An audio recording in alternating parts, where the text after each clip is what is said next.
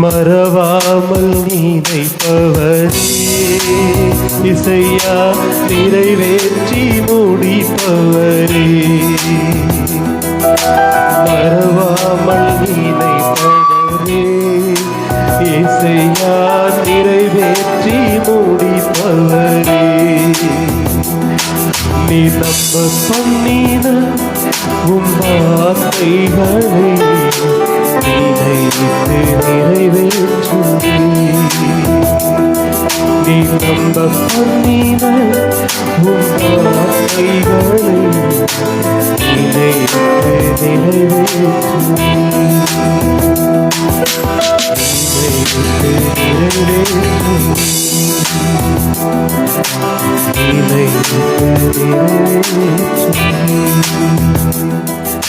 ஆமென். ஆண்டவரே, நீர் எங்களுக்காய் சொன்ன வார்த்தையை நினைத்து நிறைவேற்றுவீர். இந்த நாளில் உம்முடைய செய்தியை கேட்க போகிறோம். இந்த செய்தியை ஆண்டவரை கேட்கிற பிள்ளைகளுக்கும் சொல்லுகிற அடியேனுக்கும் இது பாத்திரமாய் நடந்து கொள்ள ஆண்டவரே இந்த வார்த்தைகள் எங்களுடைய வாழ்க்கையில் பிரயோஜனமா இருக்க கர்த்தர் உதவி செய்வீராக. இயேசுவின் பிதாவே, ஆமென். அல்லேலூயா. சத்தமா கேட்கல. அல்லேலூயா, ஆமென். பக்கத்தில் இருக்கிறவங்க ரைட் சைடில் கையை கொடுத்து, நான் இந்த மாசம் முழுசும், இல்லை வாயை திறந்து சொல்ல, நான் இந்த மாசம் முழுசும் உங்களுக்காக ஜெபம் பண்ணுவேன். லெப்டில் கை கொடுங்க. நான் இந்த மாசம் முழுசும் உங்களுக்காக ஜெபம் பண்ணுவேன்.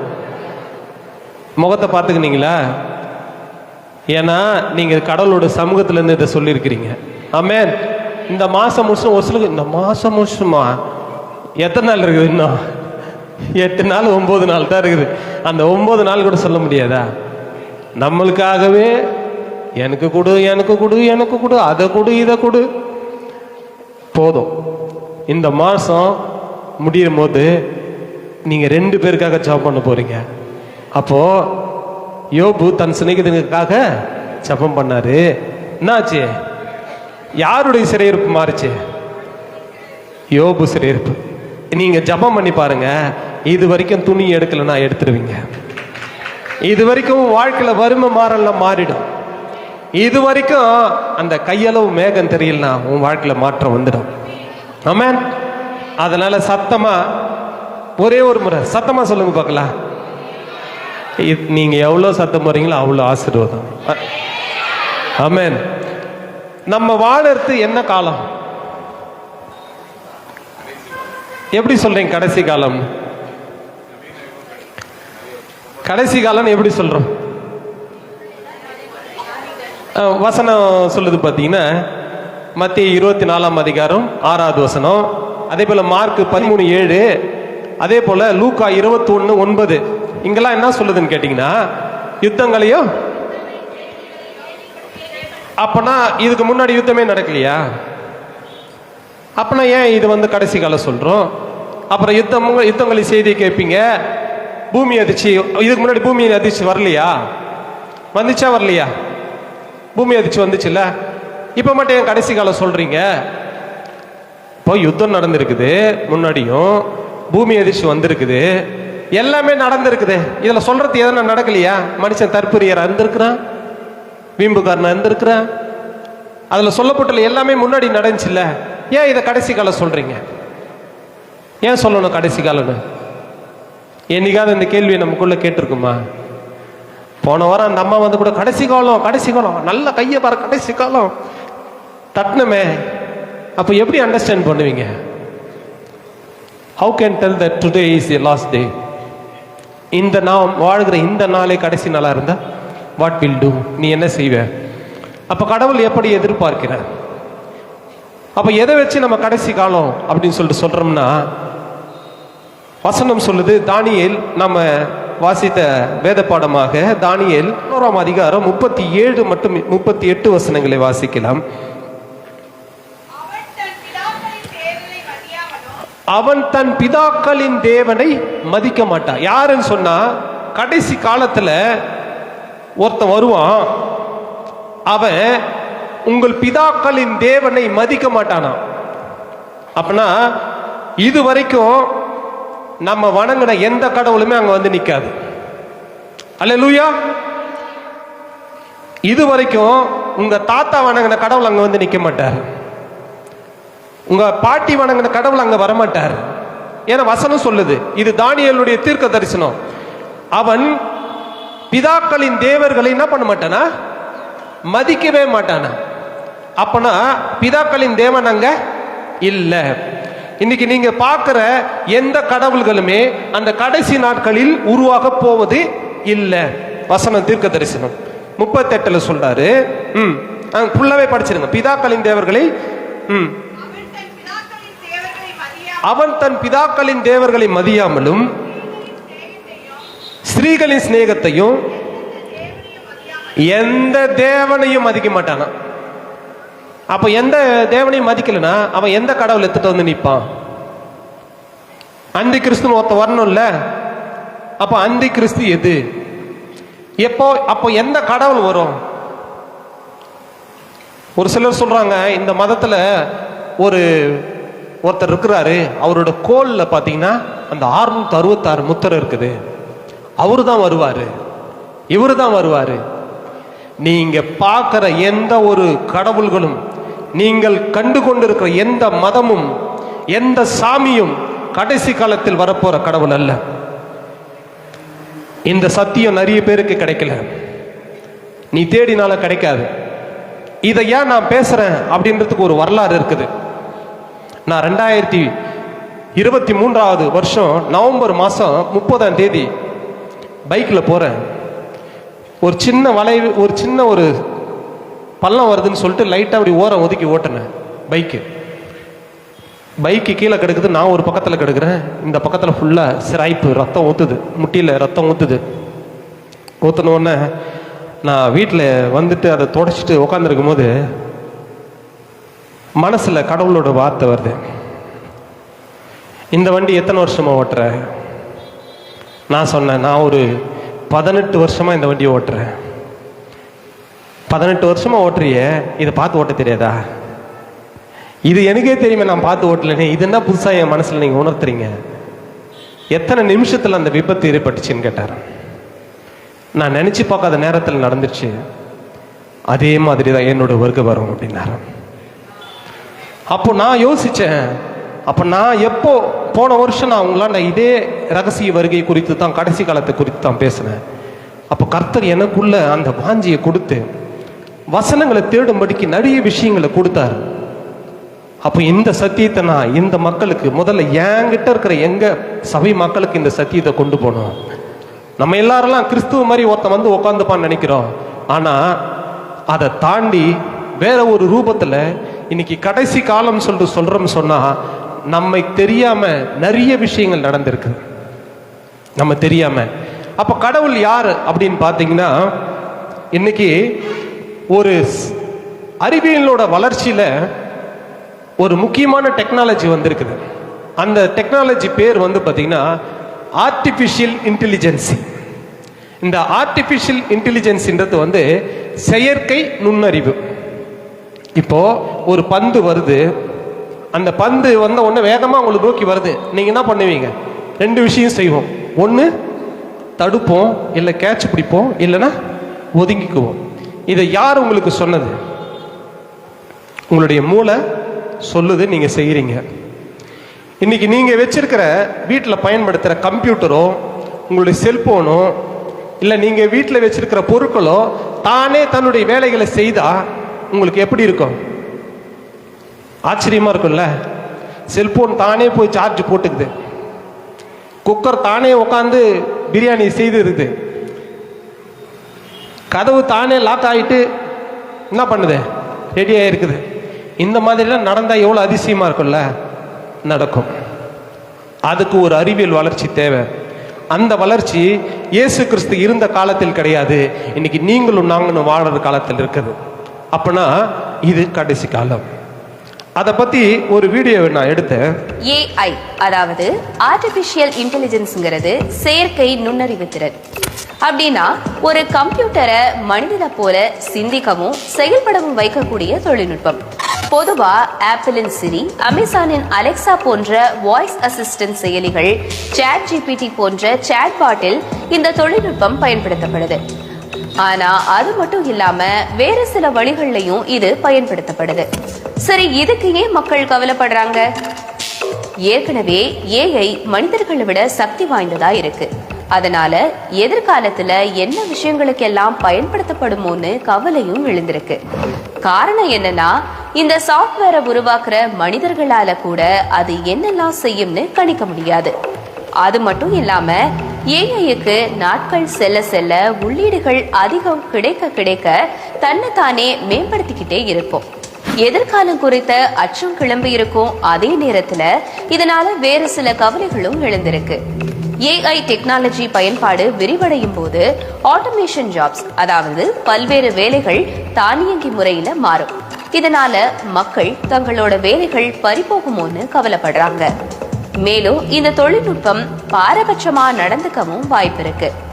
செயற்கை நுண்ணறிவு தொழில்நுட்பம் இணையத்தில் இருந்து பெரிய தரவு தொகுப்புகள் மூலமா தனக்கு தானே பயிலும். அதனால இனவெறி, பாலியல் ரீதியான துணி மற்றும் பிற எதிர்மறை விஷயங்களையும் இணைய தரவுகளை இருந்து உள்வாங்கி செயல்படவும் வாய்ப்பு இருக்கு. அது மட்டும் இல்லாம ஏஐ வச்சு போலியான தவறான தகவல்களை உருவாக்கவும் பரப்பவும் வாய்ப்பு இருக்கு. அதனாலதான் பொதுமக்களை பாதுகாக்க செயற்கை நுண்ணறிவு தொழில்நுட்பத்துக்கு ஒழுங்குமுறை கட்டுப்பாடுகள் கொண்டு வரப்படணும்னு. அப்போ இந்த ஏஐயால ஒரு பிரச்சனை ஒன்று நடந்துச்சு கடந்த நாட்கள்ல. ஒரே ஒரு நாள் மட்டும் ஒரு ஹாலிவுட்ல ஒரு படம் எடுக்கப்பட்டுச்சு. அந்த ஒரே ஒரு நாள் படத்தில் நடிச்ச அந்த ஆக்டரோட அசைவுகள், கண் அசைவுகள், கையசைவு, வாய் பேசுறது, நடக்கும் பொழுது, நிற்கும் பொழுது, சிரிக்கும் பொழுது அவர் என்னெல்லாம் பண்றாருன்னு சொல்லிட்டு இந்த ஏஐ எல்லாமே அப்சர்வ் பண்ணிட்டு ஒரு முழு படத்தையே கம்ப்யூட்டர் லேப்ல உட்காந்து முடிச்சிட்டாங்க. அப்பனா உங்களோட ஒரு சின்ன போட்டோ போதும், உங்களுடைய சின்ன ஒரே ஒரு வீடியோ போதும், நீங்க என்னெல்லாம் மோசமா நினைக்க முடியுமோ அந்த அளவுக்கு அதால சித்தரிக்க முடியும். இப்படி ஒரு டெக்னாலஜி இன்னைக்கு உலகத்துல வருது. சரி, இதுக்கும் நம்மளுடைய கிறிஸ்துவ வாழ்க்கைக்கும் என்ன ஏன் சம்பந்தம்? இது எப்படி போனா நமக்கு என்ன, நமக்கு அதுக்கு சம்பந்தம் இல்லையே அப்படின்னு சொல்லிட்டு நீங்க நினைக்கிறீங்க.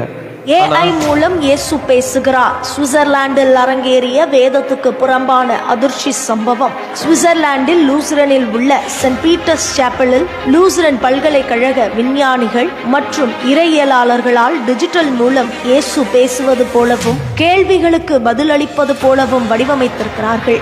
இந்த ஏஐ பாரபட்சமற்ற பதில்களை 100 மொழிகளில் வழங்குகிறதாம் மற்றும் 24/7 பிற மத நூல்களின் அடிப்படையில் பதில்களை வழங்குகிறதாம். ஆவியான தேவனுக்கு ரூபம் ஒன்றும் இல்லையே, ரூபம் இல்லை ஆகையால் சொரூபம் ஒன்றும் இல்லையே என்ற பாடல் உங்களுக்கு நினைவில் இருக்கும். மனிதர்களாகிய நமக்கு உருவம் இருக்கிறது, தேவனுக்கு உருவம் இல்லை.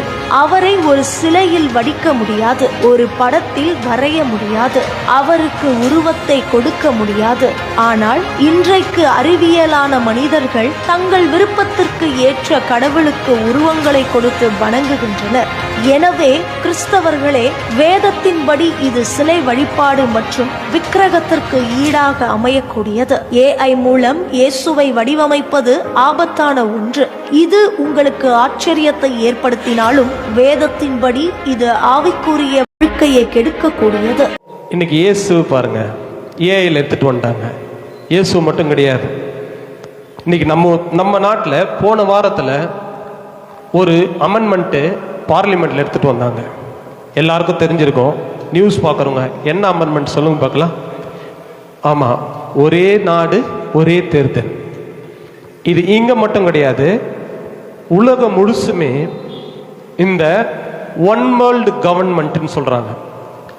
ஒரே நாடு, ஒரே மதம், ஒரே பணம். இதுக்கு எல்லாத்துக்குமே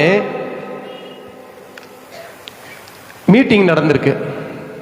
அந்த மீட்டிங்கில் நம்ம பார்த்தீங்கன்னா மதங்கள் பார்ப்போம். நம்மளுடைய மதத்துக்கும், நம்ம கிறிஸ்டியானிட்டியில் நினைக்கிறோம், நம்ம கிறிஸ்டியானிட்டியில் நிறைய மதங்கள் இருக்குது. ப்ராஸ்டன்ட் இருக்குது, ஆர்சி இருக்குது, சிஎஸ்ஐ இருக்குது, லுத்ரன் இருக்குது, கிறிஸ்துவத்துக்குள்ளேயே இவ்வளோ மாற்றங்கள் இருக்கு, அவங்களுடைய முறைமைகள்லயே சின்ன சின்ன மாற்றங்கள் இருக்கு. ஆனால் கிறிஸ்துவங்கள் மட்டும்தான். ஆனால் உலகத்தில் பல மதங்கள் இருக்கு. இந்த மதங்கள் எல்லாம் எப்படி ஒன்றாகும் அப்படின்னு சொல்லிட்டு நீங்க யோசிக்கலாம். நம்ம மதத்துக்கும் மற்ற மதத்துக்கும் வழிபாடுகள் இருக்குது. இவங்க எப்படி ஒன் வேர்ல்டு ரிலீஜனா எப்படி மாற முடியும், உலகத்துக்கெல்லாம் ஒரே மதமா எப்படி மாற முடியும் அப்படின்னு கேட்டிங்கன்னா அதுக்கு ஒரு வழியை கண்டுபிடிச்சிருக்கிறாங்க. More steps towards the one world religion have just taken place on September 14th and 15th, 2022, with Catholicism and Islam pretty much coming together and say, yeah, we worship the same God and we're brothers and sisters, just different paths to a different God. This is all falling under the umbrella of the uniting of the Abrahamic religions, Judaism. 200 மதங்களை சேர்ந்த முக்கியமான தலைவர்கள் சேர்ந்து first ரோம்ல நடந்துச்சு, ரெண்டாவது Saudi அரேபியாவில் நடந்திருக்கு. இவங்க எல்லாம் சேர்ந்து உலகம் முழுசும் ஒரே மதத்தை ஆகணும். ஏன் இவங்க அந்த மதத்தை மென்ஷன் பண்றாங்கன்னு பார்த்தீங்கன்னா, உலகத்தில் நோய்களுக்கு அடுத்தபடியா, உலக சண்டைகளுக்கு அடுத்தபடியா மரணங்கள் எதில் பார்த்தீங்கன்னா மத மோதல்களில் தான் நடக்குதாம். மதங்கள் பெயரால் கொல்லப்படுகிற மனிதர்களுடைய எண்ணிக்கை அதிகமாக இந்த உலகத்தில் இருக்குது. அதனால இந்த உலகம் முழுசும் ஒரே கடவுளா ஒரே மதமா இருந்துச்சுன்னா யாருக்கும் என்ன பண்ண மாட்டாங்க, சண்டையை போட்டுக்க மாட்டாங்க.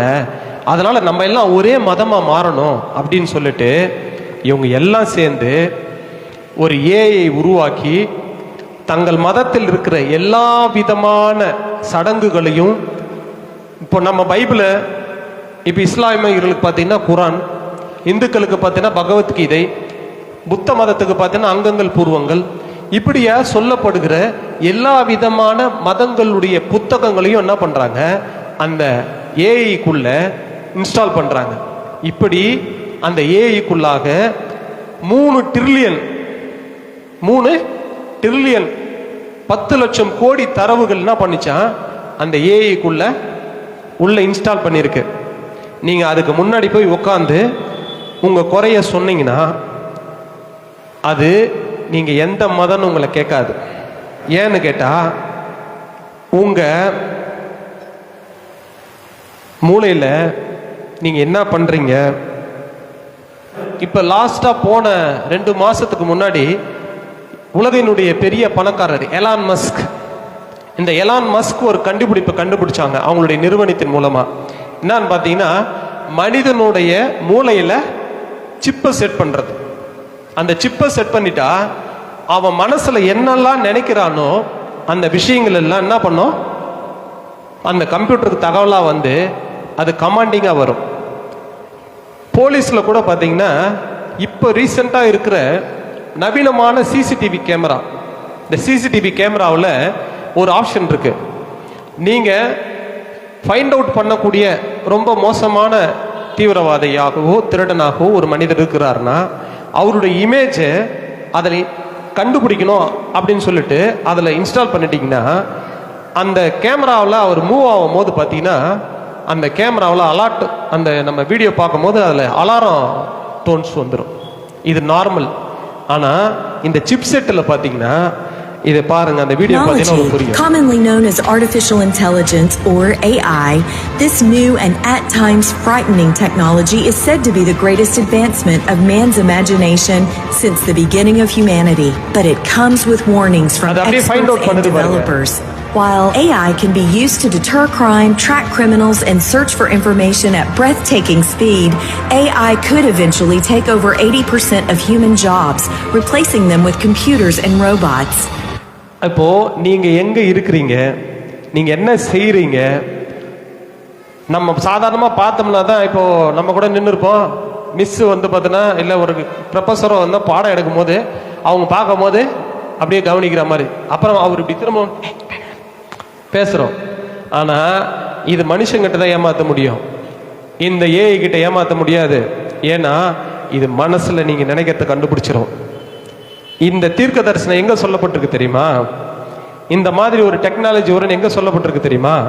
எடுத்தவர்கள் வாசிங்கள். வெளிப்படுத்தின சுவிசேஷம் 13ஆம் அதிகாரம் 15வது வசனத்தை வாசிங்க.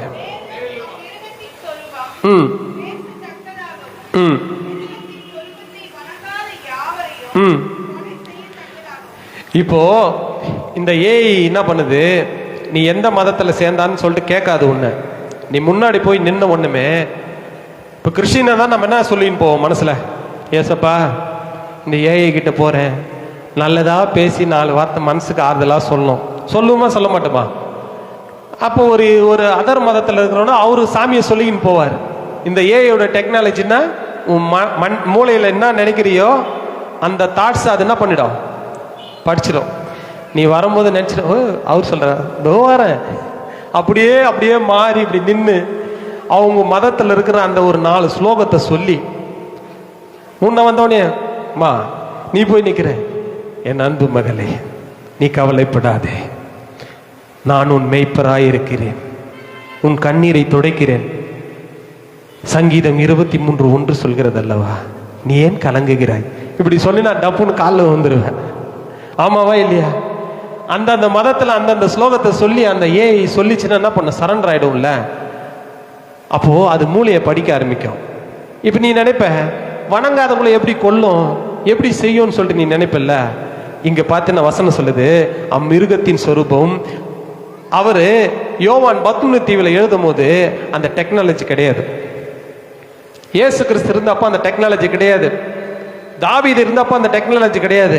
ஆனா இன்னைக்கு அருண் இருக்கும்போது அந்த டெக்னாலஜி இருக்குது. அப்போ இது கடைசி காலம். ஆமே என்ன சத்தமா சொல்லுங்க. நான் போர் அடிக்குதான், நான் அது சயின்ஸ் கிளாஸ்ல உட்காந்த மாதிரி எல்லாம் பேய் அறிஞ்ச மாதிரி இருக்கிறீங்க. கஷ்டமா தான் இருக்கும்.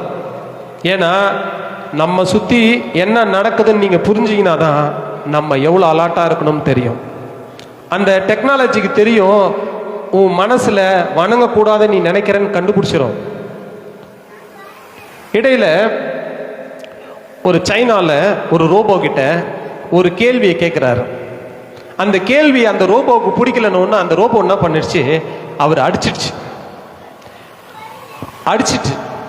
ஒரு கம்பெனியில, வோல்க்ஸ்வேகன் கம்பெனியில அந்த ரோபோ வேலை செஞ்சுட்டு இருக்கும் போது அதனுடைய ஒர்க்கர் மாத்தி அதனுடைய ஒர்க்கை கொடுத்த ஒண்ணுமே அது என்ன பண்ணுச்சு, போட்டு நசுக்கிடுச்சு அவர். அப்ப இங்க வசனம் சொல்லுது, அம்மிருகம் சொரூபம் என்ன பண்ணுமா, பேசத்தக்கதாயும் மிருகத்தின் சொரூபத்தை வணங்காத யாவரையும். ரெடி ஆயிடுச்சா? Technology is ready. நீங்க ரெடியா? இங்க எல்லாம் அது கரெக்டா அது வேலையை பார்த்துட்டு இருக்குது. இந்த டெக்னாலஜி அடுத்த கட்டத்துக்கு எப்படி போகும் அப்படின்னு பார்த்தீங்கன்னா, இன்னைக்கு இந்த ஏஐல ஒரு டெக்னாலஜி வந்திருக்குது. என்ன டெக்னாலஜி அப்படின்னு பார்த்தீங்கன்னா, நீ தனிமையா இருக்கிறியா, கூட பேசுறதுக்கு ஆளே இல்லையா, நான் இருக்கிறவா அப்படின்னு சொல்லிட்டு ஏஐ தொழில்நுட்பம் சினிமா உள்ளிட்ட பல்வேறு துறைகளில் ஆதிக்கம் செலுத்தி வரும் நிலையில் 14 வயது சிறுவன் ஒருவர் ஏஐ தொழில்நுட்பத்தால் தனது உயிரையே இழந்துள்ளார். என்ன நடந்தது என்பதை பார்க்கலாம் இந்த தொகுப்பில். அமெரிக்காவின் புளோரிடா மாகாணத்தில் உள்ள 14 வயது சிறுவன் அஸ்பர்கர் என்ற நோயால் பாதிக்கப்பட்டதாக சொல்லப்படுகிறது. இதனால் தனிமையிலேயே இருந்த சிறுவன் கடந்த ஆண்டு ஏப்ரல் மாதம் முதல் கேம் ஆஃப் த்ரோன்ஸ் தொடரில் வரும் டேனி என்ற ஏஐ கதாபாத்திரத்துடன் பேச தொடங்கியுள்ளார். அமெரிக்காவை சேர்ந்த ஒரு நிறுவனம்தான் அந்த ஏஐ சாட்பாட்டை தயாரித்துள்ளது. தனிமையில் இருந்து வந்த அந்த சிறுவன் ஒரு கட்டத்தில் அந்த ஏஐ கதாபாத்திரத்தை காதலிப்பது போல பேசி வந்ததாக சொல்லப்படுகிறது. அதனால் சிறுவனின் பெற்றோர்கள் சிறுவனை மருத்துவரிடம் அழைத்து சென்றுள்ளனர். பின்னர் ஒரு நாள் அந்த ஏஐயை காதலிப்பதாக அந்த சிறுவன் கூறியதாகவும், பதிலுக்கு அந்த சிறுவனுடன் தான் இருக்க என்ன வேண்டுமானாலும் செய்ய தயார் என அந்த ஏஐ கூறியதாகவும் தெரிய வந்துள்ளது. பின்னர் ஏஐயுடன் பேசுவதே கதி என இருந்த சிறுவன் காதலியை அடைய முடியாது என்பதை நினைத்து வருந்தியுள்ளான். இதனால் தான் இரண்டாவது காதலியுடன் சேர வேண்டும் என்று எண்ணிய அந்த சிறுவன் இந்த ஆண்டு பிப்ரவரி மாதத்தில் தனது தந்தையின் துப்பாக்கியை எடுத்து தன்னைத்தானே சுட்டுக்கொண்டு தற்கொலை செய்துள்ளார். இதெல்லாம் கேட்கும் போது கஷ்டமா இருக்குது இல்ல? இது நம்மளுக்கு தெரிஞ்சது சிலதான். இதே மாதிரி பல விஷயங்கள். ஏஐ பார்ட்னர் வந்துட்டாங்க. நீங்க நினைக்கிறீங்க நாங்களாம் பார்த்தீங்கன்னா 10 மாசம் சுமந்து நாங்க என்ன பண்றோம், உங்களை பெக்கிறோம். எத்தனை மாசம்?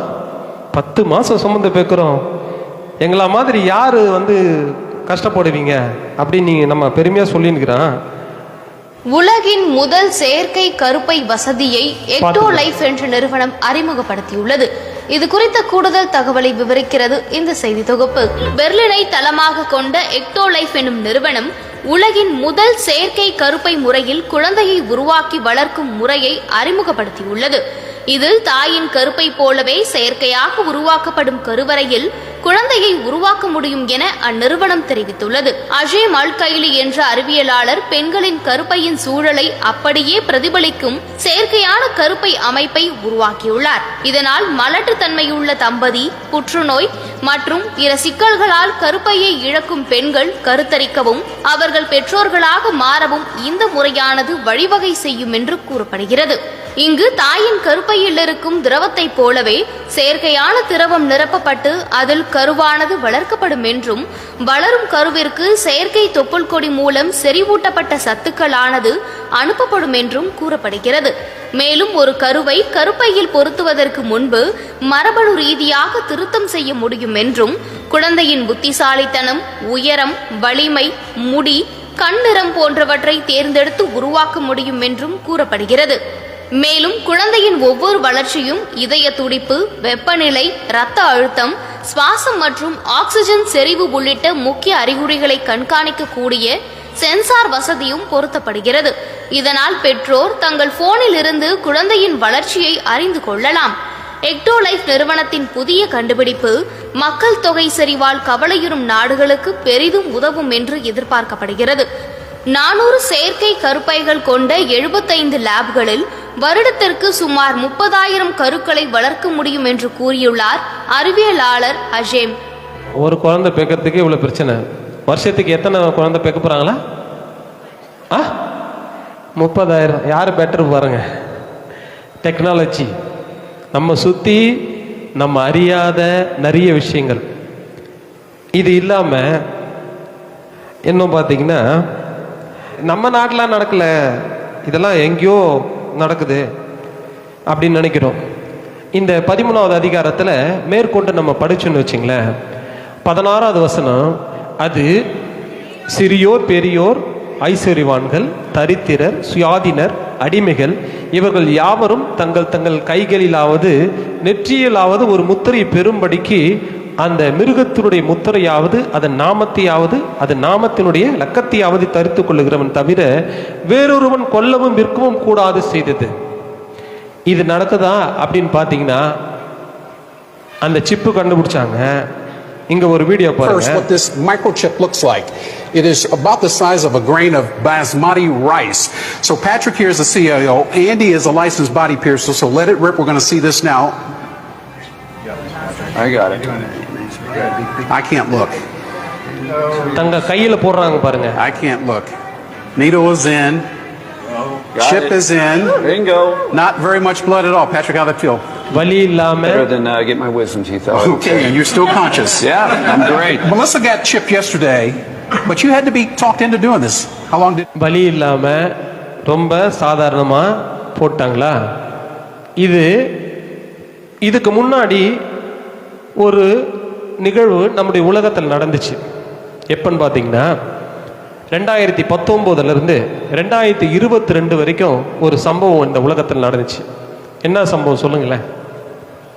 கொரோனா. Very good. கொரோனாவில் எல்லாருக்குமே கோவிஷீல்டு, கோவாக்சின் 2 ஊசி போட்டாங்களா? எல்லாரும் போய் கையை நீட்டணுமா? சர்டிஃபிகேட் ஒன்று கொடுத்தாங்களா? ஆமாவா இல்லையா? அதே மாதிரி கொரோனாவில் வெளியே போனோம்னா பாஸ்ன்னு ஒன்று கொடுத்தாங்க. நீங்களாம் உள்ளே இருந்தீங்க, அதனால உங்களுக்கு தெரியல. வேலை செஞ்சவங்களுக்கு தெரியும். கம்பல்சரி ஒரு பாஸ் ஒன்று கொடுத்தாங்க. அந்த பாஸ் இருந்தால் தான் நம்ம வேற ஒரு இடத்துக்கு என்ன பண்ண முடியும், போக முடியும். ஆண்டவர் சொல்றாரு, இங்க சின்னவங்க, பெரியவங்க, வயசானவங்க, தரித்திர, பணக்கார எல்லாருமே அந்த ஊசியை போட்டாங்க. அதே மாதிரி ஏன்னா இந்த உலகத்துல ஒரு விஷயம் வருதுன்னு சொன்னா அது முன்பாகவே வேதாகமத்தில் சொல்லப்பட்டிருக்கும். இந்த வேதத்தில் சொல்லப்படாத எந்த ரகசியமும் இல்லை. நீங்க உலகத்திலிருந்து பார்த்துக்கினீங்கன்னா அது உலகத்தினுடைய அது நடக்கிற ஒரு விஷயம் மாதிரி தெரியும். வேதத்தின்படி பார்த்தீங்கன்னா வேதம் 100க்கு 100 உண்மையை மட்டுமே சொல்லும். அதுல 1% கூட பொய் இருக்காது. அந்த சாம்பிளுக்காக என்ன பண்ணாங்க, எல்லாருக்குமே அந்த ஊசி போட்டுற ட்ரீட்மெண்ட் பண்ணாங்க. எல்லாருமே கம்பல்சரி அந்த சர்டிஃபிகேட் வாங்கணும். கம்பெனிஸில் ஒர்க் பண்ண பிள்ளைங்களாம் அந்த சர்டிஃபிகேட் இருந்தால் தான் கம்பெனியில் உள்ள விட்டாங்க. அப்போது இது எல்லாம் இந்த மாதிரியான சட்டம் வர்றதுக்கு முன்னாடி இந்த உலகத்தில் நடக்கும், சாம்பிளாக வரும். அது அப்போது இது என்ன காலம்? வாய் வரலையே, நீ நான் வேணாலும் சொல்லு, நான் மூலையெல்லாம் அப்படியே சாஞ்சி அப்படியே நைஸாக தூங்கிட்டு வெளியே போயிடுவேன். இயேசுவும் நைஸாக வந்து போயிடுவார். அதுக்கப்புறமா இங்கே நீ வந்ததுக்கு பிரயோஜனம் இருக்காது. கணவன் மனைவி குழந்தைகளாக இருப்பீங்க. ஒரு கால் உன்னுடைய கணவன் உத்தமராக இருந்தால் காணாமல் போயிருப்பார். ஒரு கால் உன்னுடைய மனைவி ஜபத்திலும் உண்மை உத்தமத்திலும் உண்மையுள்ளவர்களாக இருந்தால் அவங்க காணாமல் போயிருப்பாங்க.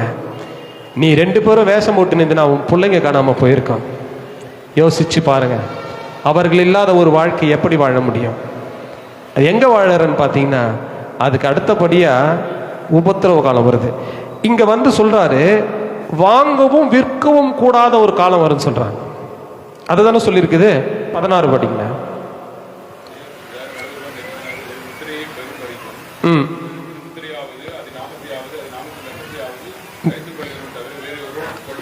ஆமா, 17வது வசனம், கொல்லவும் வாங்கவும் விற்கவும் முடியாது. எப்படி வாங்க விற்க முடியாது? இப்ப பாருங்க. When Elias Brotberger goes to work, he doesn't need ID and he doesn't need money. In fact, much of what he needs to get through the day is hidden right there, just below the surface, in his hand. Like to touch it? Yeah. Oh, touch பண்ணி பாருங்க. ஒரு அரிசி அளவு தான் இருக்குன்னு சொல்றாங்க. Embedded in his hand is a microchip that serves as his keys, his ID, and his wallet. Yeah, it's all in chips. So I use it like to get around the building. Buy snacks. Yeah, exactly. Door open பண்றதுக்கு அந்த chip செயல்படுது. So I can't open it. No. அவங்க open பண்றாங்க, எடுக்க முடியல. I need to first blip my chip and it will lock me. And from there I get access to the fridge. Door open ஆயிடுச்சு. இதே மாதிரி தான் நீங்க சூப்பர் மார்க்கெட் இருக்கும், உங்ககிட்ட காசு இருக்கும், எல்லாமே இருக்கும். ஒரு பேண்டமிக் ஒன்று வரலாம். பேண்டமிக் வருமா வராதா? இனிமேல் வராதுல்ல நம்ம தேசத்துக்குலாம்? நீங்க அப்படி நினைச்சுக்கிறீங்களா? பாருங்க, கொரோனாவை விட 100 மடங்கு ஆபத்தான வைரஸ்கள் ஆஸ்திரேலிய ஆய்வகத்திலிருந்து மாயமாகி இருப்பதாக அந்நாட்டு அரசு அறிவித்திருப்பது உலக நாடுகளை அதிர்ச்சிக்குள்ளாக்கியுள்ளது. இதன் அபாயம் பற்றி வைரஸ் ஆராய்ச்சியாளருடன் சிறப்பு செய்தியாளர் ரஞ்சித் நடத்திய கலந்துரையாடல் இது. 2019ஆம் ஆண்டு சீனாவின் வூகான் ஆய்வகத்திலிருந்து கசிந்ததாக கூறப்படும் கொரோனா வைரஸ் உலகம் முழுவதும் பரவி பல லட்சம் மக்களின் உயிரை காவு வாங்கியதோடு ஒட்டுமொத்த உலகத்தையும் தலைகீழாக புரட்டி போட்டது. ஆனால் கொரோனாவை விட 100 மடங்கு ஆபத்தான வைரஸ்கள் ஆஸ்திரேலிய ஆய்வகத்திலிருந்து காணாமல் போனதாக வெளியாகி இருக்கும் செய்தி உலக அளவில் மீண்டும் அதிர்ச்சியை ஏற்படுத்தி இருக்கிறது. எதிர்காலத்தில் வைரஸ் பாதிப்பால் ஏற்படும் நோய்களை தடுப்பதற்காக பல நாடுகள் மிக ஆபத்தான வைரஸ்களை பிடித்து தங்களது ஆய்வகங்களில் வைத்து ஆராய்ச்சி செய்து வருகின்றன. அந்த வகையில் ஆஸ்திரேலியாவின் குயின்ஸ்லாந்தில் அந்நாட்டு அரசுக்கு சொந்தமான வைரஸ் ஆய்வகம் ஒன்று செயல்பட்டு வருகிறது. இங்கு பல ஆபத்தான வைரஸ்களை வைத்து விஞ்ஞானிகள் ஆய்வுகளை மேற்கொண்டு வந்தனர். இந்த நிலையில் Hendra virus, Lyssa virus, Hanta virus போன்ற பல கொடூர வைரஸ்கள் அடங்கிய 323 குப்பிகள் மாயமாகி இருப்பதாக அந்நாட்டு அரசு அறிவித்துள்ளது. இதில் லிசா என்பது ரேபிஸ் நோயை ஏற்படுத்தும் ஒரு வகை வைரஸ் என்றும் இதனால் பாதிக்கப்பட்டவர்களுக்கு சரியான நேரத்தில் சிகிச்சை அளிக்காவிட்டால் உயிரிழப்பு உறுதி என்றும் மருத்துவர்கள் எச்சரிக்கின்றனர். குயின்ஸ்லாந்து ஆய்வகத்தில் இருந்து மாயமானதிலேயே மிக கொடூரமான வைரஸ் ஹண்டா வைரஸ் கொரோனாவை விட 100 மடங்கு அதிக ஆபத்தானது என்றும் 100 பேருக்கு பரவினால் 15 பேரை கொன்றுவிடும் வீரியமிக்கது என்றும் தகவல் வெளியாகியுள்ளது. வைரஸ்கள் அடங்கிய குப்பிகள் மாயமான விவகாரம் வரலாற்றில் மிக முக்கிய உயிர் பாதுகாப்பு விதிமீறல் என தெரிவித்துள்ள ஆஸ்திரேலிய அரசு இது குறித்து விரிவான விசாரணைக்கு உத்தரவிட்டுள்ளது. இது அப்படியே மத்தேயு 24ஆம் அதிகாரம் 7வது வசனத்தை வாசிங்க. ஜனத்துக்கு விரோதமாய் ஜனமும் ராஜ்யத்துக்கு விரோதமாய் ராஜ்யமும்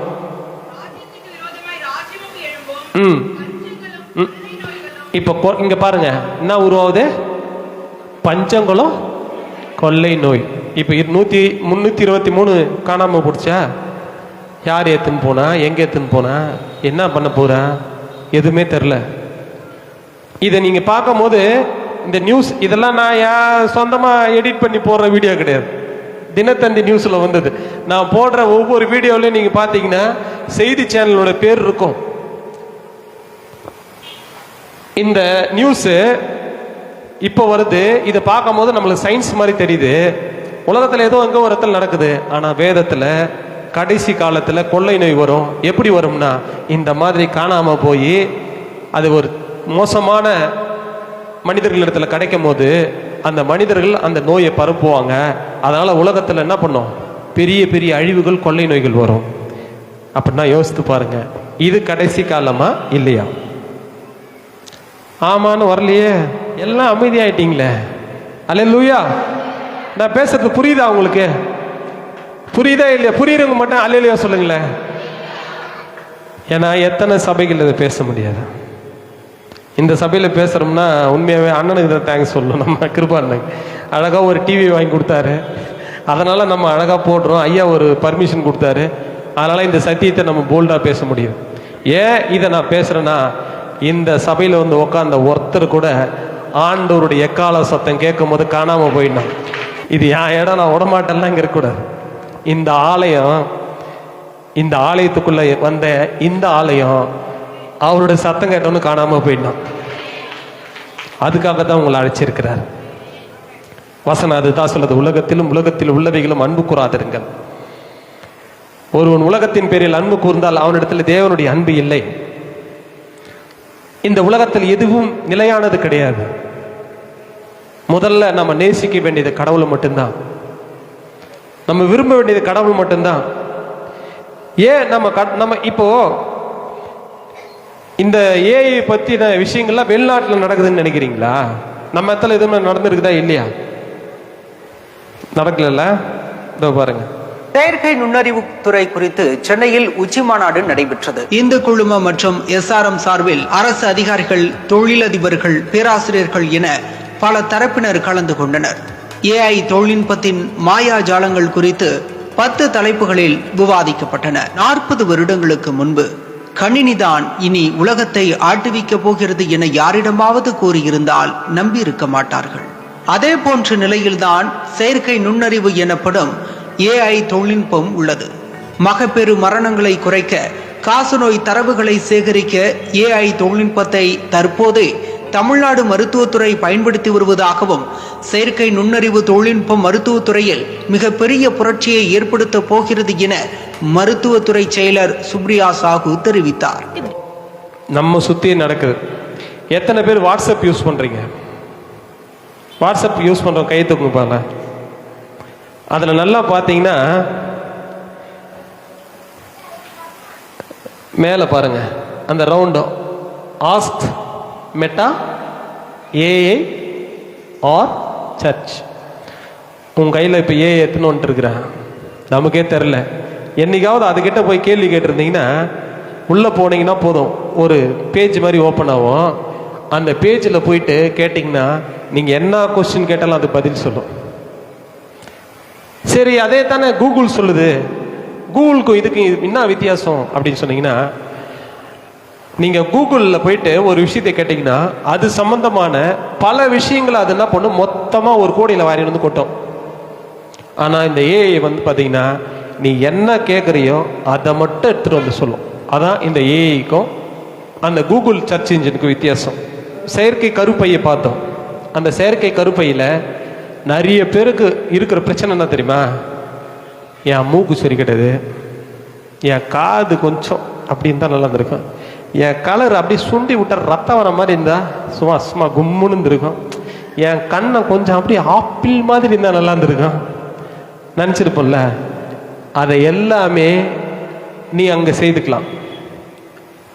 நீ அந்த குழந்தைய வளர்க்கும் போது, என் குழந்தைக்கு இந்த புருவம் கொஞ்சம் நல்லா நீட்டாக வில்லு மாதிரி இருக்கணும் அப்படின்னா அதுக்கு அவன் ஃபுல்லாக எல்லாமே, ஒரு கார் வாங்குறீங்கன்னு வச்சுங்களேன், ஒரு பைக் வாங்குறீங்கன்னு வச்சுங்களேன், அதில் பார்த்தீங்கன்னா கம்பெனி கொடுக்குற விஷயத்தில் கொடுப்பான்.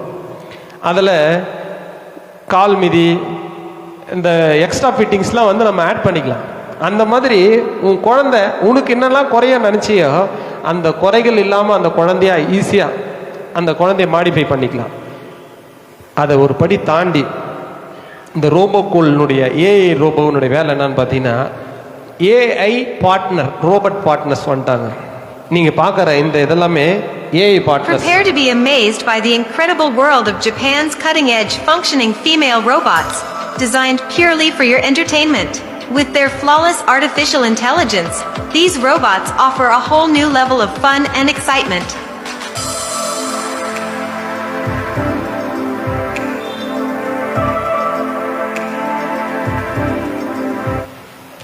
இதே போல ஆண்கள் ரோபோ வந்துருச்சு, பெண்கள் ரோபோ வந்துருச்சு. இன்னும் ஒரு படி போயிட்டு இந்த ரோபோக்களையே திருமணம் பண்ணிக்கக்கூடிய சில சம்பவங்களும் நடந்துட்டு இருக்கு.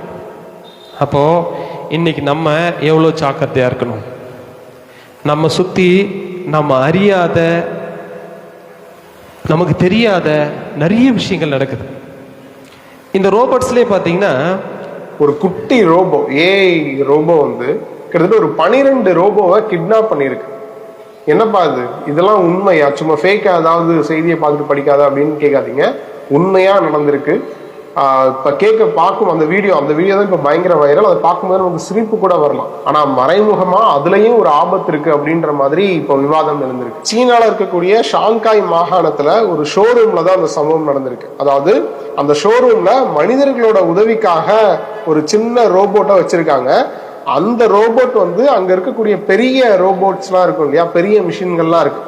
அந்த மிஷின்கள்கிட்ட போய் பேசுது. என்ன பேசுது அப்படின்னா, நீங்க வீட்டுக்கெல்லாம் போலையா, ஓவர் டைமா ஒர்க் பண்ணிக்கிட்டு இருக்கீங்களா, ஏன் இப்படி ஓவர் டைமா ஒர்க் பண்றீங்க அப்படின்னு கேக்குது. அதுக்கு அந்த பெரிய ரோபோட்ஸ் ஒவ்வொன்றும் எங்களுக்கு வீடே கிடையாது அப்படின்னு சொல்லுது. உடனே குட்டி ரோபோட் என்ன சொல்லிருக்கு, என்கிட்ட வீடு இருக்கு, நான் வீட்டுக்கு தான் போறேன், நீங்களும் வாங்க அப்படின்னு சொல்லி கூப்பிடுது. அந்த குட்டி ரோபோட் சொன்னதை கேட்டுட்டு அங்க இருந்த மற்ற ரோபோட்ஸ் 12 ரோபோட்டும் அந்த குட்டி ரோபோ பின்னாடியே போகுது. அந்த வீடியோவாவே அது ரெக்கார்ட் ஆயிருக்கு. அதுக்கப்புறம் அந்த ரோபோட் எல்லாம் வெளியில போய் கிட்டத்தட்ட ஒரு 25 மினிட்ஸ் 30 மினிட்ஸ்க்கு அப்புறம் தான் இங்க இருந்த ரோபோட்ஸ் எல்லாம் காணோம் அப்படின்னு சொல்லிட்டு சம்பந்தப்பட்ட ஷோரூம் உரிமையாளர்கள் வந்து தேட ஆரம்பிச்சிருக்காங்க. அந்த கான்வர்சேஷனே வந்து நீ ரொம்ப நேரம் வேலை பாக்குறியா அப்படின்னு கேட்கிற மாதிரியும், அப்புறம் இன்னொரு பாட் வந்து எனக்கு லீவே கிடையாது அப்படின்னு சொல்ற மாதிரியும் அந்த கான்வர்சேஷன் இருக்குது. ஸோ இந்த வீடியோ இப்போ பயங்கர வைரல். இல்லப்பா, அந்த வீடியோ வந்து எடிட் செஞ்சு சிசிடிவி மாதிரி வெளியிட்டு இருக்காங்க, இது உண்மை கிடையாது, பிராங்க் செய்யப்பட்ட வீடியோ அப்படின்னு நிறைய விமர்சனம் வந்ததுக்கு அப்புறம் சம்பந்தப்பட்ட நிறுவனங்கள் வந்து விளக்கம் கொடுத்திருக்காங்க. என்ன சொல்லியிருக்காங்க அப்படின்னா, அந்த குட்டி ரோபோட்டை கிரியேட் பண்ணாங்க இல்லையா, அந்த குட்டி ஏஐ ரோபோட்டை கிரியேட் பண்ண நிறுவனம் என்ன சொல்லியிருக்கு அப்படின்னா, எங்க ரோபோட்டோட எபிலிட்டியை செக் பண்றதுக்காக ஒரு ட்ரை தான் பண்ணோம், ஸோ இது உண்மைதான் அப்படின்னு சொல்லியிருக்காங்க. ரோபோட் வந்து பார்த்தீங்கன்னா மற்ற ரோபோட் என்ன பண்ணுச்சு, பிரெயின் வாஷ் பண்ணி தான் சொல்ற கமாண்டுக்கு ஒர்க் பண்ண வச்சு. ஆனால் இதை குறித்து தானியேல் 2ஆம் அதிகாரத்தில் 8லேருந்து 16 வசனங்களை படித்து பாருங்க, உங்களுக்கு ஃப்ரீயாக இருக்கும் போது. இந்த ரோபோக்கள் வந்து எப்படி இந்த உலகத்தை ஆளுகை செய்யும்னு சொல்லிட்டு அப்பவுமே என்ன பண்ணியிருக்கிறாரு, தானியேல் தீர்க்கதரிசி எழுதியிருக்கிறாரு. ஒரு ஏஐ ரோபோனுடைய வேல்யூ பார்த்தீங்கன்னா 1000 மனிதர்களுடைய மூளைக்கு சமமானதான். நம்மளுடைய மூளை 1 கிலோ இருந்து 1.25 கிலோ தான் இருக்கும். ஆனால் ஒரு ரோபோனுடைய அந்த ஒர்க்கிங் சென்ஸ் பார்த்தீங்கன்னா அதனுடைய மூளை ஒரு 1000 மனிதர்கள் செய்யக்கூடிய செயலை தான் ஒரே அந்த ரோபோவால் செய்ய முடியுமா, அந்த அளவுக்கு பவர்ஃபுல்லாக இருக்கும். இப்போ எல்லா துறைகளிலுமே இந்த ஏஐ சம்பந்தமான ரோபோக்கள் உள்ள என்ட்ரி ஆயிடுச்சு. வேலை செய்கிற இடத்துலையா இருக்கட்டும், கழனிகளில் இருக்கட்டும், பயிர் செய்கிற இடங்கள், கம்பெனிஸில் நிறைய பார்த்தீங்கன்னா இந்த லெக்ஸ்லாம் வருது பாருங்க. நீங்கள் நிறைய எக்ஸ்போர்ட்டில் அந்த கம்பெனிஸில் போகும்போது அந்த லெக்லாம் அதுதான் எடுத்து வைக்கும். இதுவும் ஒரு ரோபோ தான். ஸோ எல்லா விஷயங்களிலுமே இந்த ரோபோக்கள் என்ன பண்ணுச்சு, உள்ள என்ட்ரி ஆயிடுச்சு. அறிவியல் கண்டுபிடிப்புகள் மேலே மேலே போகுது. இப்போ நம்ம அமெரிக்கா போனோம்னு வச்சுக்க, எந்த மூளைக்கும் 1 மணி நேரத்திற்குள் சென்றுவிடும் ஸ்பேஸ் எக்ஸ் தயாரிப்பான ஸ்டார்ஷிப் விண்கலத்தின் 6ஆம் கட்ட சோதனை ஓட்டம் இன்று நடைபெற்றது. இதனை எலான் மஸ்குடன் ட்ரம்பும் நேரில் பார்வையிட்டார். சென்னையிலிருந்து கிளம்பினால் அடுத்த அரை மணி நேரத்தில் அமெரிக்காவில் இருப்பீர்கள் என்று சொன்னால் உங்களால் நம்ப முடிகிறதா? விரைவில் இது சாத்தியம்தான் என உறுதியளித்து உலக நாடுகளை வாய்விளக்க வைத்திருக்கிறார் உலகின் பெரும் பணக்காரரான எலான் மஸ்க். தனது SpaceX நிறுவனத்தின் மூலம் விண்வெளித்துறையில் புதிய உச்சங்களை தொட்டு வரும் எலான் மஸ்க் அமெரிக்க அதிபராக ட்ரம்ப் வெற்றி பெற்ற பிறகு உருவான அமெரிக்க திறன் துறையின் ஆலோசகராக அண்மையில் நியமிக்கப்பட்டார். விண்வெளிக்கும் நிலவு மற்றும் செவ்வாய் போன்ற வேற்று கிரகங்களுக்கும் செல்லும் நீண்டகால பயணத்திற்கு மனிதர்களை அழைத்துச் செல்லும் வகையில் உலகிலேயே மிகவும் சக்தி வாய்ந்த ராக்கெட்டான ஸ்டார்ஷிப்பை வடிவமைத்து SpaceX சோதித்து வருகிறது. கடந்த மாதம் பூமியிலிருந்து புறப்பட்டு மீண்டும் ஏவுதளத்திற்கே திரும்பி வந்து கச்சிதமாக இறங்கிய ஸ்டார்ஷிப் 5 சோதனை விண்வெளி வரலாற்றில் புதிய சரித்திரத்தை படைத்தது. இந்த வரிசையில் அமெரிக்காவின் டெக்சாஸ் நகரத்தில் இன்று ஸ்டார்ஷிப் 6 சோதனை ராக்கெட் ஏவப்பட்டதை எலான் மஸ்குடன் ட்ரம்பும் நேரில் பார்வையிட்டார்.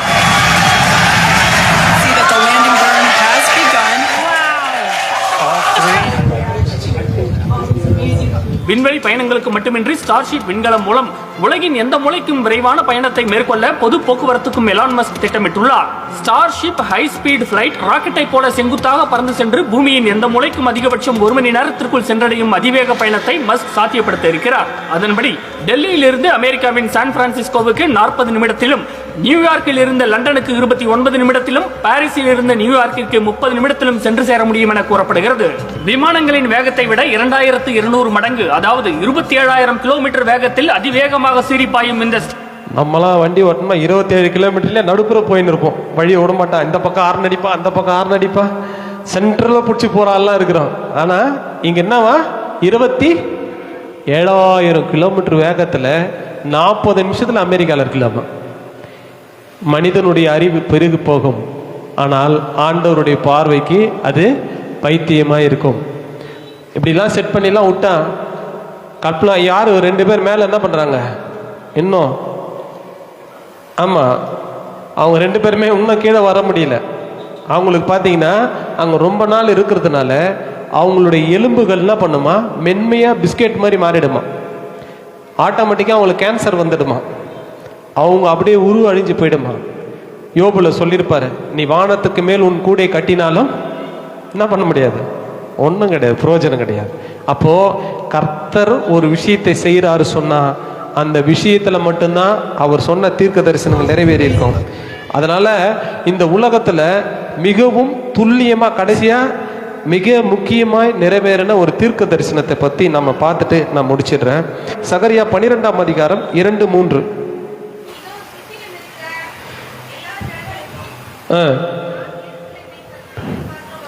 இதோ சுற்றிலும் இருக்கிற எல்லா மனிதர்களுக்கும் எருசலேமை தத்தளிப்பின் பாத்திரமாக மாற்றுகிறேன்.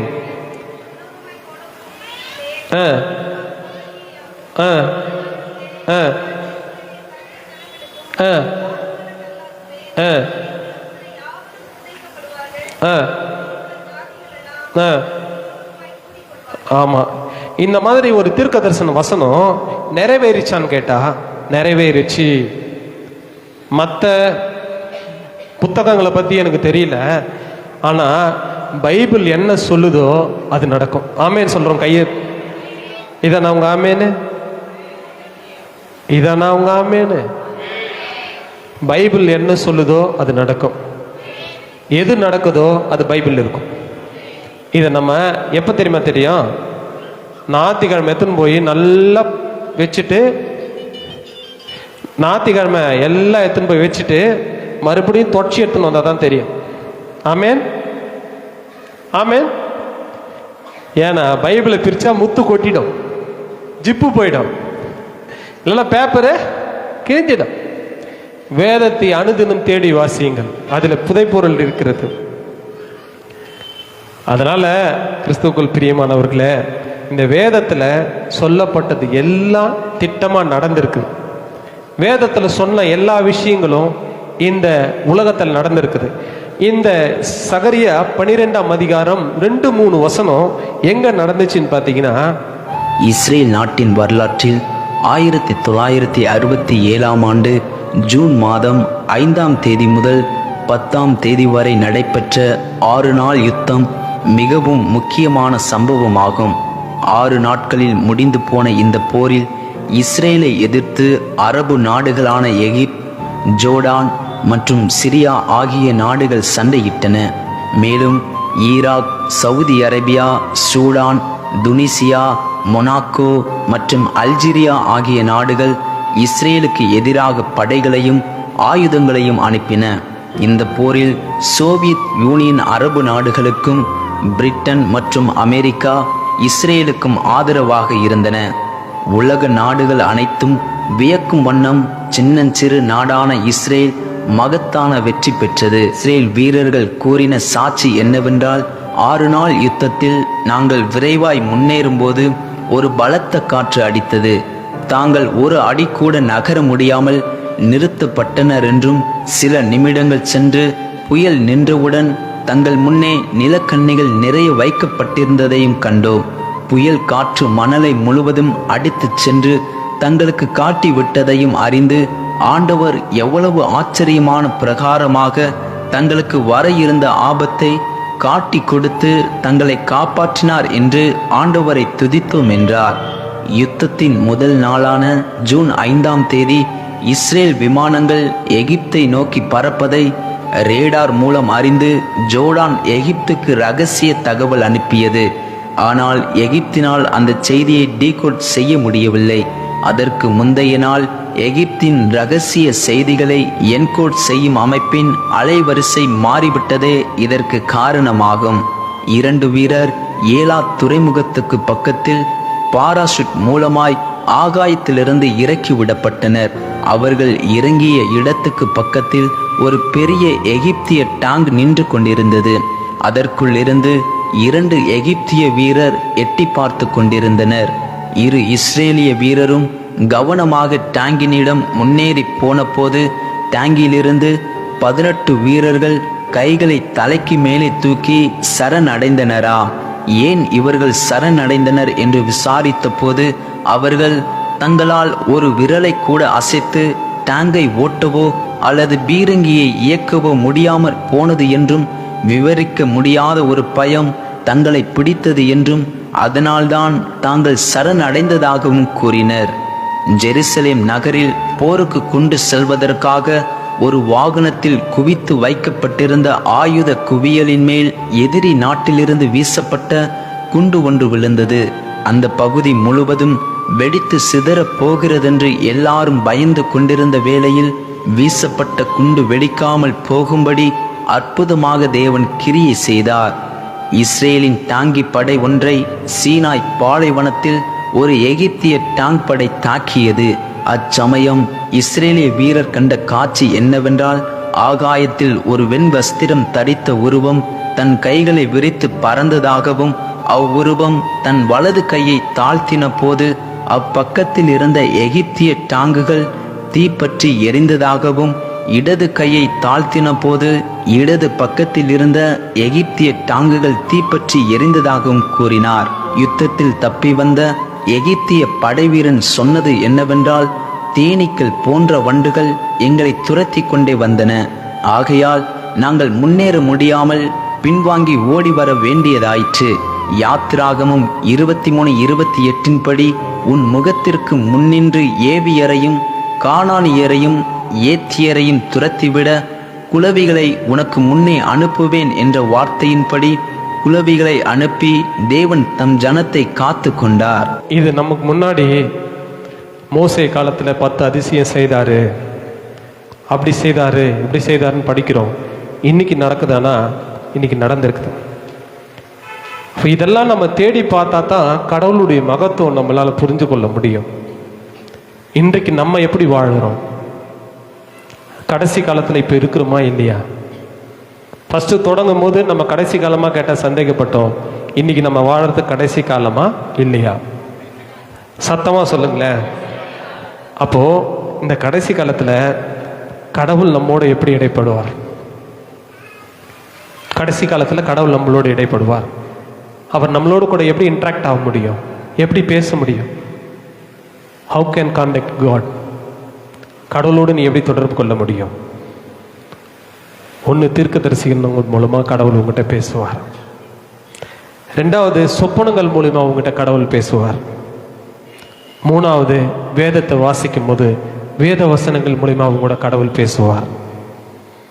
சில நேரம் சாமுவேலை போல கடவுளுடைய சத்தம் உன் காதுகளில் துணிக்கும். சில நேரம் மோசேவை போல முகமுகமாக கடவுள் உங்களோட பேசுவார்.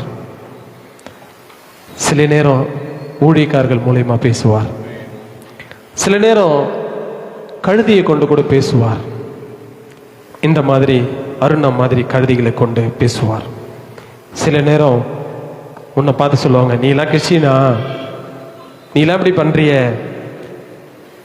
நீலாம் ஏசப்பான்னு சொல்ற, நீ இப்படி செய்றியன்னு சொல்லிட்டு புறஜாதிகள் மனுஷர் மூலமா பேசுவார். இன்றைக்கு ஏதோ ஒரு வழி வகையில கடவுள் உன்னோட பேசியிருப்பார்ல. நீ ஆயத்தமா இருக்கிறியா? முழங்கால் படியிடலாமா? கடைசியா ஒரு முறை முழங்கால் படிட்டு, ஆண்டவரே நான் வாழறதுக்கு கடைசி கால ஆண்டவரே. வசனம் 1 கொரிந்தியர் 3:17 சொல்லுது, நீங்களே அந்த ஆலயம். இன்னும் நான் நிறைய வீடியோ எடுத்துட்டு வந்தேன். யூதர்கள் அந்த புதிய ஆலயம் கட்டுவதற்காக அமைக்கப்பட்ட குழு, அவங்க செய்து வைத்திருக்கிற கற்கள், அந்த கமிட்டி, இந்த மாதிரியான வீடியோக்கள்லாம் என்கிட்ட இருக்குது. கர்த்தருக்கு சித்தமானா இன்னொரு டைம் வாய்ப்பு கிடைக்கும் போது நான் சொல்றேன். ஏன்னா அந்த சிவப்பு காளை, ஆரோன் குடும்பத்தார், இவங்க எல்லாமே ரெடியா இருக்கிறாங்க. இங்க புதிய ஆலயம் கட்டப்படும் பொழுது இன்னைக்கு இந்த உலகத்துல 1 கொரிந்தியர் 3:17 படி நீங்களே அந்த ஆலயம் சொல்ற அந்த ஆலயம் ஆண்டவர் வருகையில் எடுத்துப்பார். ஆண்டவர்கிட்ட போயிடும். இன்றைக்கு அதுக்கு நீங்க ஆயத்தமா இருக்கிறீங்களா? வசனம் சொல்லுது, நம்மை நாமே நிதானித்தோமானால் நியாயத்திற்கப்படும். மற்றவர்களைப் போல நாம் கைவிடப்பட்டு கதறக்கூடாதுமா. இதோ நான் வருகிறேன், என்னுடனே கூட அவனவன் செய்ததற்கான பலன் வருது. அன்றைக்கு நீ மாரடித்து புலம்பக்கூடாது. ஆண்டவர் கூட மேகங்கள் மேல பறந்துடணும். கர்த்தர் அதைத்தான் விரும்புறாரு. உம்மையே நான் நேசிப்பேன், உம்மையே நான் நேசிப்பேன். கையை உயர்த்தி சொல்லுங்களேன். உம்மையே நான் நேசிப்பேன், உன்னதரே இயேசையா,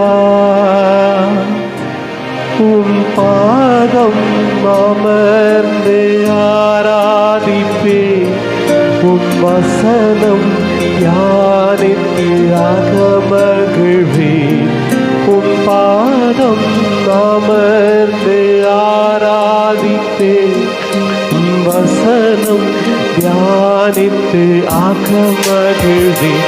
இந்த துன்பங்கள் சூழ்ந்தாலும் நான் திரும்பேனே,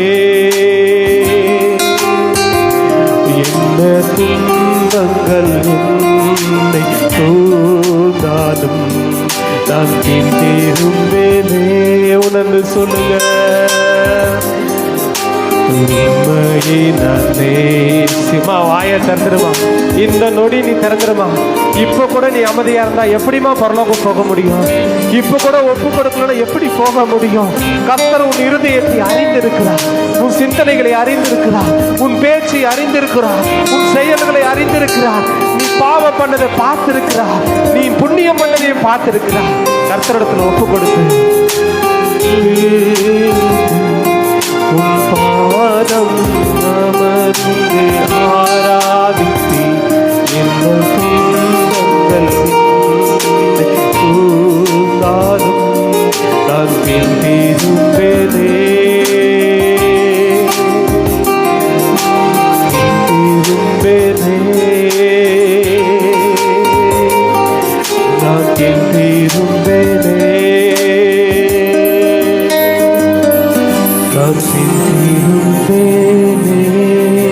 கையை தட்டி எத்தனை பேர் ஆமே நான் பின் திரும்ப மாட்டான்? என்னை நீங்க நம்புங்க அப்பா, என்னை நம்பிடுங்க ஆண்டவரே. இந்த கடைசி காலத்துல என்னை நம்பிடுங்க.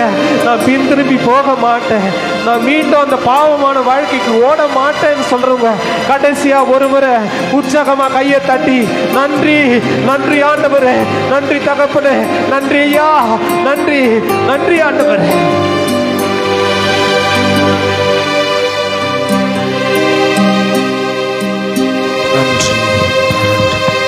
கர்த்தர் என்னோடு பேசினார்.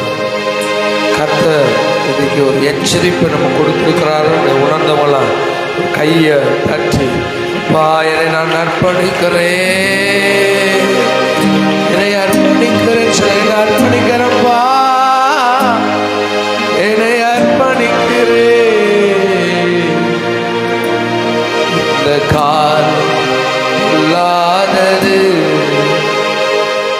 கர்த்தர் அழைக்கிறார். இந்த காலம் பொல்லாத கர்த்தர் அழைக்கிறார். உன்னை கர்த்தர் அழைக்கிறார். அன்பு சகோதரனே, என் அன்பு சகோதரியே, ஒருவேளை இன்றைக்கு யாரோ ஒருவருடைய வாழ்க்கையை எச்சரிக்க கர்த்தருக்கு இந்த சமயத்தை ஏற்படுத்தியிருப்பார்னு நான் உணர்றேன். நம்ம வாழ்க்கையில கர்த்தரை மிஞ்சின ஒரு சிந்தை இருக்குமானால், கர்த்தர் என்ன செய்ய போறார்ன்ற ஒரு அலட்சியம் இருக்கும்னா, இன்னைக்கு கண்ணுக்கு நேராக ஆதாரங்களோட என் டைம் சூன் என்கிற கடைசி நாள் சீக்கிரம் என்கிற எச்சரிப்பு கர்த்தர் அன்பு சகோதரர் மூலமாக கர்த்தர் நம்மோடு கூட பகிர்ந்து கொண்டார். நம்ம ஒப்பு கொடுக்கணும். அமைச்சர்களை பார்க்கணும். ஹல்லேலூயா. என்னை அர்ப்பணிக்கிறேன். சிலரை பார்க்கலாம். என்னை அர்ப்பணிக்கிறேன். நன்றி. அர்ப்பணிக்கணும். நம்மளை அர்ப்பணிக்கலாமா தம்பி தங்கச்சி? இன்னைக்கு நம்மளை அறியாமலே அருமையான சகோதரர் சொன்னபடியே நம் கைகளில் இருக்கிற அந்த செல்போன் மூலமா நம் எண்ணங்களை விட அதிகமாய் யோசிக்கிற இந்த கைபேசியில் ஆர்டிஃபிஷியல் இன்டெலிஜென்ஸ் நம்மளை பிரேக்கப் பண்ண வந்திருக்கு, நம்ம ஓவர்டேக் பண்ண வந்திருக்கு. எல்லாம் இயேசுவின் நாமத்தில் நம்ம ஓவர் கம் பண்ணணும். ஒரு அமைச்சர்களை பார்க்கலாம். நம்ம ஓவர் கம் பண்ணணும். என் ஆண்டவருடைய வார்த்தைக்கு, என் ஆண்டவருடைய சித்தத்திற்கு, என் ஆண்டவருடைய கமெண்ட்மெண்ட்ஸுக்கு எதிராக எந்த ஒரு சூழலை வந்தாலும் நான் முன்னேறி போகணும். அமைச்சர்களை பார்க்கலாம். அவர் வருகை நாளில் உலகம் நம்மளை தேடணும். அமைச்சர்களை பார்க்கலாம். ஆமென். காலம் ஊதும்போது அவருடைய பிள்ளைகளாய் நம்ம எல்லாம் எடுத்துக்கொள்ளப்படணும், காணாம போகணும், நம்மளை உலகம் தேடணும். ஒரு அல்லேலூயா சொல்லுங்கள பார்க்கலாம். ஹல்லேலூயா. ஒரு விஷயம் கண்ணை திறங்க பார்க்கலாம். எத்தனை பேர் காணாம போக விரும்புறீங்க? ஆமென். அதுக்கு இன்னொரு அப்ரிவேஷன் என்ன? காணாமல் போவதற்கு இன்னொரு அப்ரிவேஷன் என்ன? எடுத்துக்கொள்ள இதெல்லாம் சொல்லுங்கள பார்க்கலாம். நம்ம இந்த என் டைமுக்குள்ளார நம்ம இருக்கு. நம்ம இந்த உலகமே என் டைமுக்குள்ளே தான் இருக்குது. சொல்லுங்கள பார்க்கலாம். அதனால தான் இன்னைக்கு சபைகளில் கண்டிப்பு, அதனால தான் சபைகளில் இத்தனை நேரம் சத்தியங்களை நம்ம போதித்து கொண்டு இருக்கிறோம். ஒரு சொல்லுங்கள பார்க்கலாம். அல்லேலூயா. கர்த்தர் நிச்சயமாய் அவருக்கு ஒரு முகாந்திரம் உண்டு. ஏன்னா இது ஆவிக்குரிய சபை. சொல்லுங்கள பார்க்கலாம். ஆமென். ஏதோ அனலமின்றி குளிரும் என்று இருந்துச்சுனாக்கா வந்துகிற ஊழியக்காரன் ஹல்லேலூயா ஹல்லேலூயா ஹல்லேலூயா ஹல்லேலூயா. நீங்க ஹல்லேலூயா சொல்றது பரலோகத்தை அசைக்கிற வார்த்தை. ஆமென் ஆமென். அப்போ நீங்க பரலோகத்தோட ஒப்புரவாறீங்க. ஆமென் சொல்லுங்கள பார்க்கலாம். கர்த்தர் உங்களை நடத்தணும். ஆமென் சொல்லுங்கள பார்க்கலாம். உங்களை நீங்க சரண்டர் பண்ணுங்க. சத்தியத்திற்காக எத்தனை நேரம் வேணா நீங்க காத்திருக்கணும். வராமே. ஏன்னா கிடைக்கக்கூடாத பஞ்சம் சீக்கிரத்தில் வரும். இன்னைக்கு பல சபைகளில் 10 மணிக்கு ஆரம்பித்து 11 மணிக்கெல்லாம் முடிச்சு போயிட்டு சாப்பாடு தின்ற சபைகள்லாம் உண்டு. சரியா? நம்ம 9 மணிக்கு ஆரம்பித்து 2-3 ஆனா கூட நம்ம நடத்துகிறோன்னா சத்தியம். ஆமென் ஆமென் சொல்லுங்கள பார்க்கலாம். அதில் கர்த்தர் உங்களை நடத்துவார். ஆமென் ஆமாம். அருமையான அன்பு சகோதரர் நல்ல வார்த்தைகளை ஆதாரம் மூலமாக நமக்கு பகிர்ந்து கொண்ட அருமையான நம்முடைய மூப்பர் அவர்களுக்கு கரங்களை தட்டும். நன்றி பிரதர், நன்றி. கர்த்தர் உங்களை எடுத்து பயன்படுத்தட்டும். God bless you. ஹல்லேலூயா.